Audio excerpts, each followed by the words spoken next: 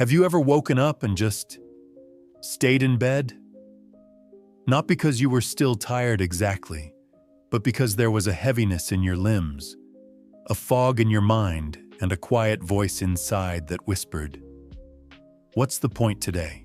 It's not that you don't want to feel good. You do. But the mornings don't feel like they used to. The light comes in the same way it always has, but it doesn't stir the same spark it once did. Your joints ache a little more. Your sleep doesn't refresh you like it used to. And when you sit up, it's not with purpose, but with effort. And it's okay to admit that. You're not lazy. You're not broken. You're simply human living through a season of life where energy isn't always easy to come by. For many of us, over 60 mornings used to be a time of action. We'd wake with a list in our head, a pace in our step, a purpose that carried us forward. But now, for some reason, everything takes longer. Everything feels heavier. You look in the mirror and wonder, when did I start feeling so drained? Nathan, 68, told me about how every morning he used to spring out of bed to walk his dog, make breakfast, turn on the radio, and open the windows.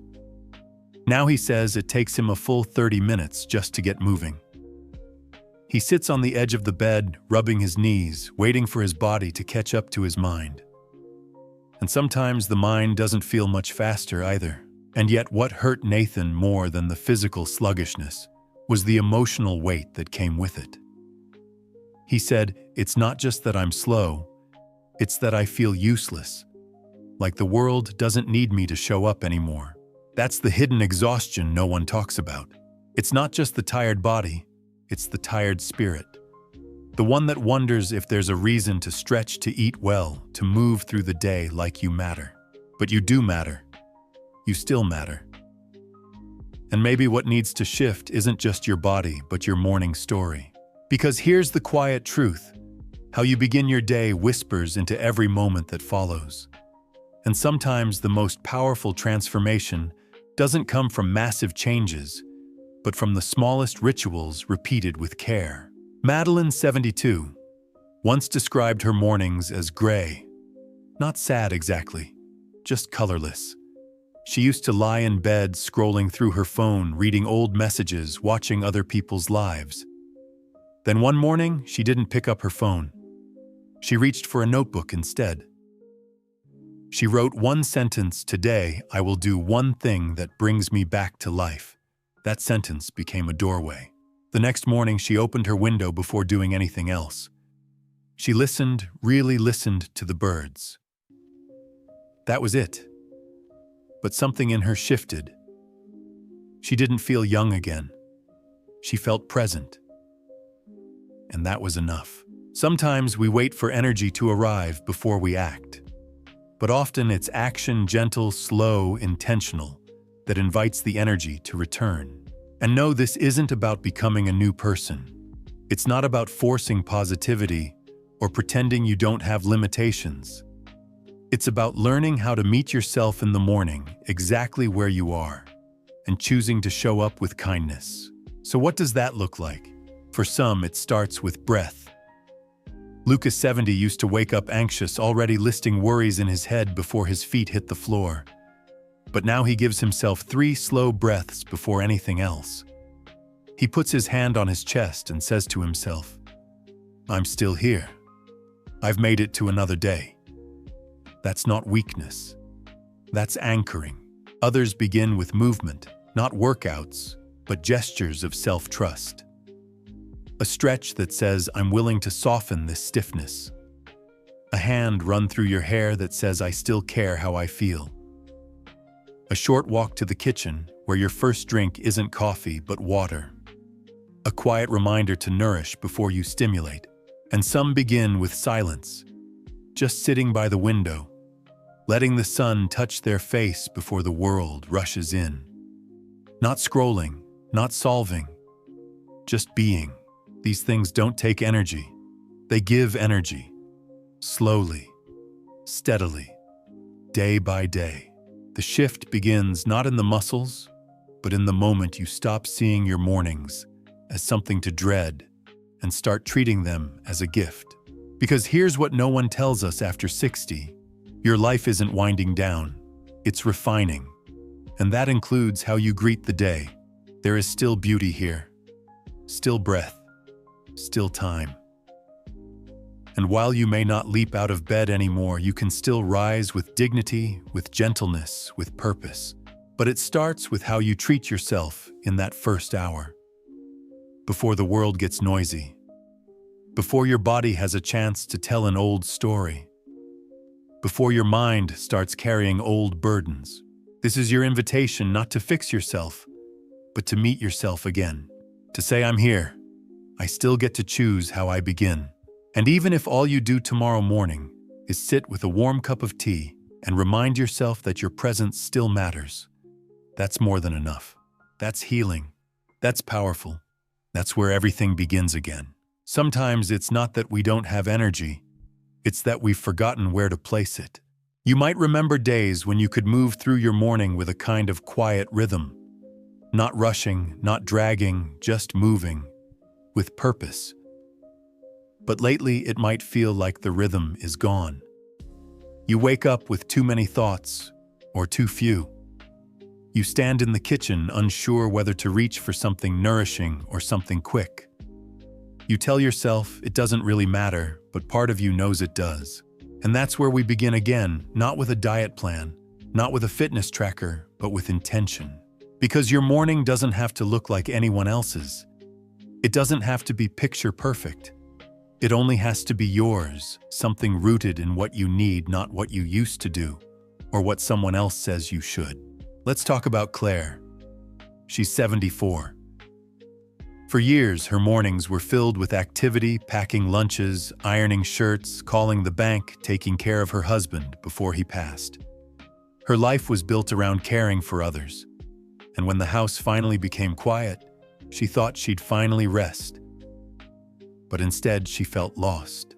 She told me I didn't know how to start my day without someone needing me. And that's the quiet shift so many go through after 60. You've spent decades putting others first. And when the quiet comes, when the calendar clears and the rooms fall silent, it's not always peaceful. Sometimes it feels like grief. Not just grief for the people you've lost, but grief for the version of yourself who always had a reason to rise. That's where Claire found herself. Until one morning, she decided to stop waiting for someone to give her a reason. She became her own reason. And it began with something as simple as walking barefoot in her backyard. She called it her grounding. It wasn't fancy. It wasn't planned. But she said those 5 minutes with her toes in the grass, her hands wrapped around a mug of warm water, reminded her she was still part of the living world. Still connected. And slowly that morning ritual grew. A stretch here. A small breakfast there. A call to a neighbor she hadn't spoken to in years. Energy didn't arrive like lightning. It arrived like the tide's small waves, one after another. And now her mornings feel like a kind of prayer. Not loud, just steady. So if you're sitting in the same stillness, wondering where your spark went, maybe it's not gone. Maybe it's waiting for you to turn toward it again. Start by noticing what's already present. The way light falls on your kitchen table. The sound of your breath. The warmth in your hands when you wrap them around something comforting. These aren't distractions, they're invitations. Lily, 69, started her morning shift with a single question: what would make today feel just a little better than yesterday? Some days it was a walk to the mailbox. Other days it was writing one sentence in a journal. Once it was turning on music and dancing, not like anyone was watching, because no one was. But she said I needed to remember that my body still knew how to feel joy. And that's something worth repeating. Your body still knows joy. Even when it aches. Even when it's slower. Even when it's been forgotten in all the noise of caregiving and duty and years spent holding everything together. You are not too old to feel alive again. You are not too late to reclaim mornings that feel like they belong to you. But that means no longer looking at the clock and asking, what should I do? And instead asking, what do I want to feel? Do you want to feel steady? Start your day with breath. Do you want to feel connected? Begin with a moment of nature, even if it's just looking out the window. Do you want to feel cared for? Make a warm drink and sit for 10 minutes with nothing but soft music or silence. These are not luxuries. These are lifelines. Because the truth is, you've spent too long surviving. Now it's time to remember what it feels like to live. And that doesn't mean going back in time. It doesn't mean pretending you're 30 again. It means being 60, 70, 80, and still choosing to begin each day with presence, with kindness, with the quiet insistence that your life is still worth showing up for. Owen, 73, used to say, "I feel like I'm just drifting from one day to the next." He'd lost his wife, retired from a job that once gave him purpose, and now spent most mornings flipping through the channels or reading news he barely remembered. Until one day he picked up an old harmonica from the drawer. Something he hadn't touched since he was a young man. And for the first time in years, he played. Not well, but enough to feel something shift inside. Now, every morning before the news, before the coffee, he plays a little tune. Just for him. Just to say, I'm still here. I still make sound. That's what reclaiming your mornings is about. It's not about doing more. It's about doing what matters. And when you begin to fill your first hour with meaning, with softness, with small movements of care, something happens. You stop feeling so heavy. Not because the world has changed, but because you have. And that change begins not with willpower or rules, but with one quiet choice after another. To listen to your body instead of fighting it. To choose gentleness over judgment. To start each morning not with obligation, but with reverence. Because you woke up today, and that on its own is worth celebrating. When you begin to choose yourself again, in the stillness of morning, in the smallest acts of care, you're not just waking your body. You're waking something deeper. A sense of presence. A quiet kind of joy. A memory of your own worth. And that presence, that's what begins to change everything. Not overnight, not dramatically, but slowly and in ways that are hard to describe unless you've lived it. You begin to walk into your day with a little more steadiness. Your thoughts don't race quite as fast. Your shoulders sit a little lower. You feel not like you've been rescued, but like you've returned to yourself. And people notice. They may not say it, but they feel it. Your energy, even if your body is slower, even if your voice is softer, becomes different. There's power in someone who doesn't start their day chasing. Someone who no longer tries to keep up with what's expected of them, but instead moves through the world with their own rhythm. That's what happened to Henry, 76. He had always been a planner. Mornings meant tasks, to-do lists, pills lined up like soldiers' calls to make things to fix. It made him feel productive. But it also made him tired before 10 a.m. He was already worn out. So one day he tried something radical for someone like him. He slowed down.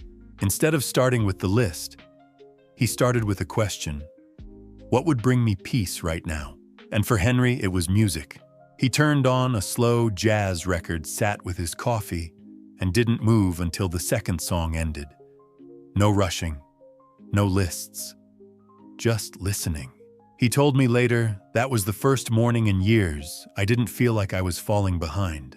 Sometimes we mistake urgency for purpose. But the truth is, presence is far more powerful than speed.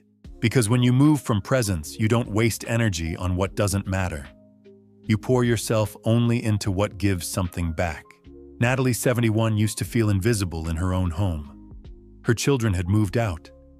Her husband, still working part-time, left early every morning, and she was left with silence. At first, she filled it with noise, TV, radio, anything to avoid the sound of her own loneliness. But one morning, she turned everything off. She sat at the table with a candle and a notebook, and she began writing, not about the world, but about herself. Not about what she missed, but what she still longed for. She wrote, I want to feel needed not by others, but by my own life. And so she started building her mornings around that need. She joined a local volunteer group that helped read to children in hospitals. She started her mornings with that same candle, a symbol of her own light. not dependent on anyone else to be seen. She told me I thought I was weak, but I was just untethered. Now I feel rooted. That's what happens when you give your morning a soul again. And here's something important. This shift isn't about doing 5 specific things or mastering a technique. It's not about hacking your routine. It's about feeling your way into your life again. Let yourself be guided by what nourishes you. Maybe that means gentle movement. Not exercise with punishment behind it, but movement with joy. Stretching to your favorite song. Walking slowly through your garden.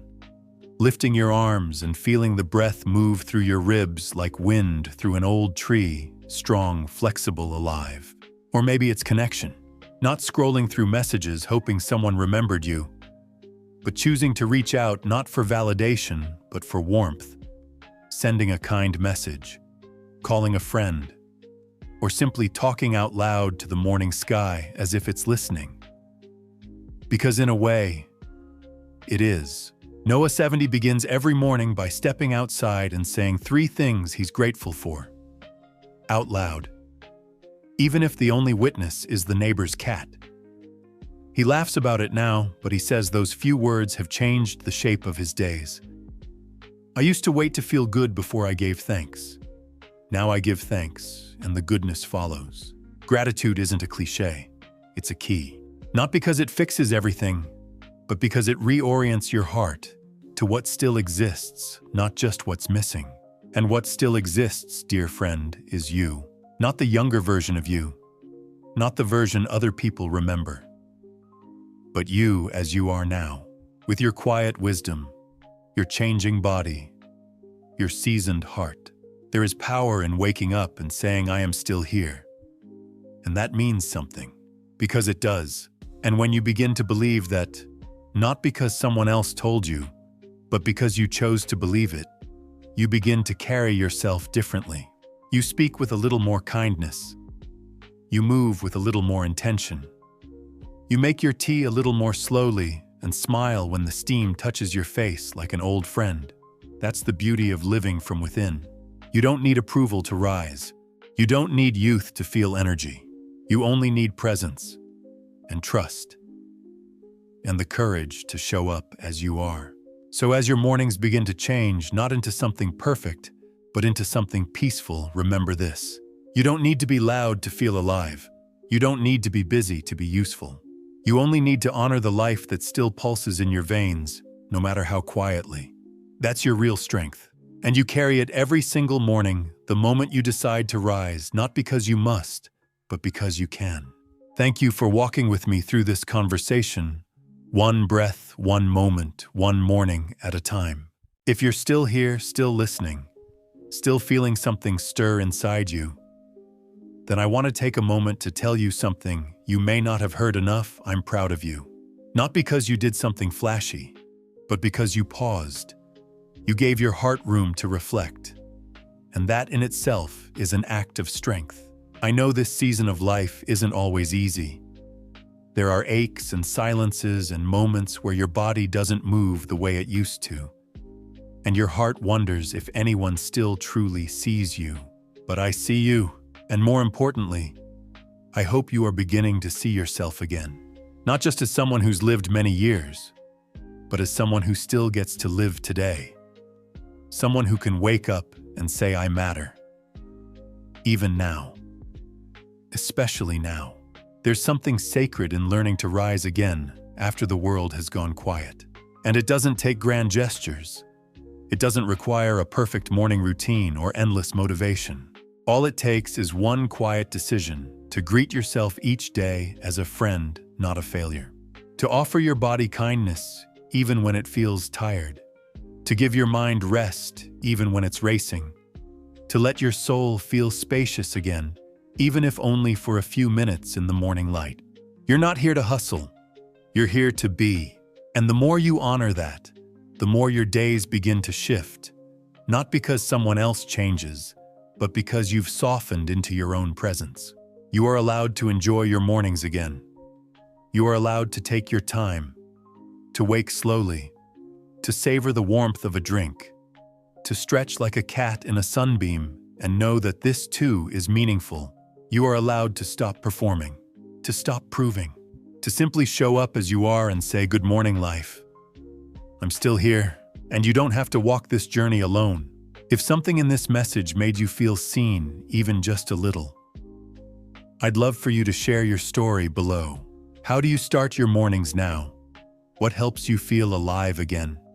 Even in small ways. What's something you've let go of or something you've reclaimed? Because your voice has value. Your experience holds weight. And your words might be the very thing someone else needs to hear tonight when they can't sleep. Or tomorrow when they're staring at the ceiling, wondering why they feel so heavy. So please, if you feel safe doing so, leave a comment below. And if you'd like to keep having these gentle healing conversations, I invite you to click that subscribe button. Not because numbers matter, but because you matter. And this channel, this space is here for people like you. People who've given so much, who've carried so many, and who are now learning how to carry themselves again. With love, with grace, and with deep daily dignity. We're building something beautiful here, a quiet circle of presence, reflection, and support.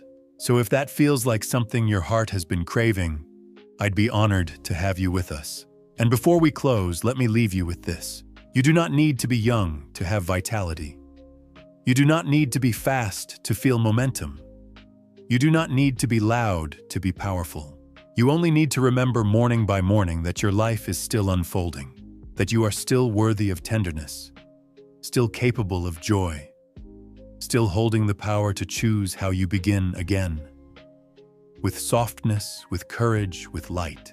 So tomorrow morning, and every morning after, take one breath, take one step, take one moment just for you, because you are worth that moment, and so much more.